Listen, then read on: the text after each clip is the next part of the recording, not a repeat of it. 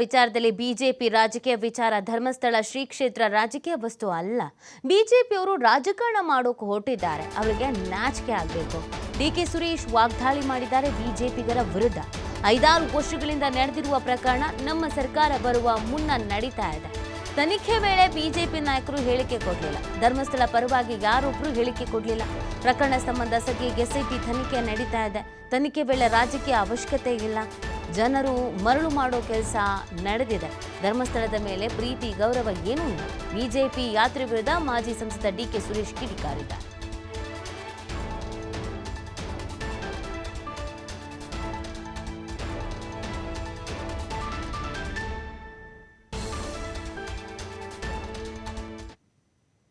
ರಾಜಕಾರಣವನ್ನು ಮಾಡಲಿಕ್ಕೆ ಹೊರಟಿದ್ದಾರೆ.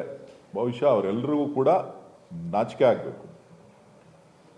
ಕಾರಣ ಏನು ಅಂತ ಹೇಳಿದ್ರೆ, ಇದು ಕಳೆದ 2 ವರ್ಷಗಳಿಂದ ನಡೀತಾ ಇರತಕ್ಕಂಥ ಒಂದು ಪ್ರಕರಣ.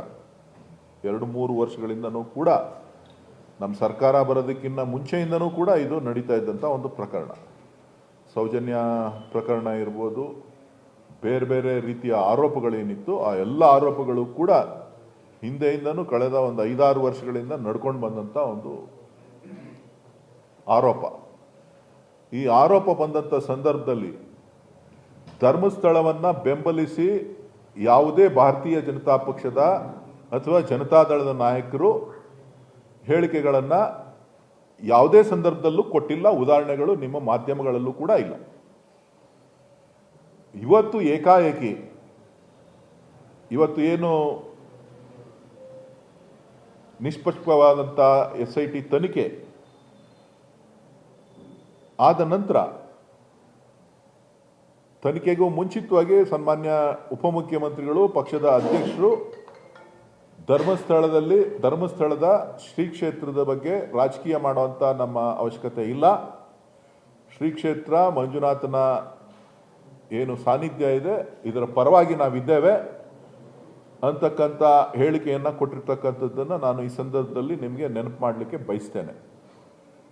ಇದೆಲ್ಲ ಆದ ಮೇಲೆ ಈಗ ಕೆಲವು ರಾಜಕೀಯ ಪಕ್ಷದವರು ಏನು ತರಾತುರಿನಲ್ಲಿ ಧರ್ಮಸ್ಥಳಕ್ಕೆ ಯಾತ್ರೆ ಹೊರಟಿದ್ದಾರೆ. ಯಾತಕ್ಕೆ ಹೋಗ್ತಾ ಇದ್ದೀರಿ? ಏನಾಗಿದೆ ಅಂತ ಹೋಗ್ತಾ ಇದ್ದೀರಿ? ಯಾರಿಗೆ ಸಾಂತ್ವನ ಹೇಳಲಿಕ್ಕೆ ಹೋಗ್ತಾ ಇದ್ದೀರಿ? ನಿಮ್ಮ ರಾಜಕೀಯ ಬೇಳೆ ಬೈಯುವಂಥ ಕಾಲ ಮುಕ್ತಾಯ ಆಗಿದೆ. ದಕ್ಷಿಣದ ಕನ್ನಡ ಜಿಲ್ಲೆ ಕರಾವಳಿಯ ಜನ ಎಚ್ಚೆತ್ತಿದ್ದಾರೆ. ಮುಂದಕ್ಕೆ ನಿಮ್ಮ ನಾಟಕಗಳು ನಡೆಯೋದಿಲ್ಲ. ನಿಮ್ಮ ಒಳ ರಾಜಕೀಯ ಒಪ್ಪಂದಗಳೇನಿದೆ ಆ ಒಳ ಒಪ್ಪಂದಗಳಿಂದ ಇವತ್ತು ಧರ್ಮಸ್ಥಳಕ್ಕೆ ಒಳ ರಾಜಕೀಯದಿಂದ ನಿಮ್ಮ ಧರ್ಮಸ್ಥಳಕ್ಕೆ ಕೆಟ್ಟ ಹೆಸರು ಅನ್ನೋಂಥ ಪ್ರಯತ್ನಗಳೇನು ನಡೀತದೆ, ಅದು ಇವತ್ತು ಕಾಂಗ್ರೆಸ್ ಪಕ್ಷ, ಕಾಂಗ್ರೆಸ್ ಸರ್ಕಾರ ಅದನ್ನು ವಿಫಲ ಮಾಡಿದೆ. ಅದನ್ನು ರಾಜ್ಯದ ಜನರಿಗೆ ತೋರಿಸಿದೆ. ಸೊ ಹಾಗಾಗಿ ನೀವು ಮಾಡಿ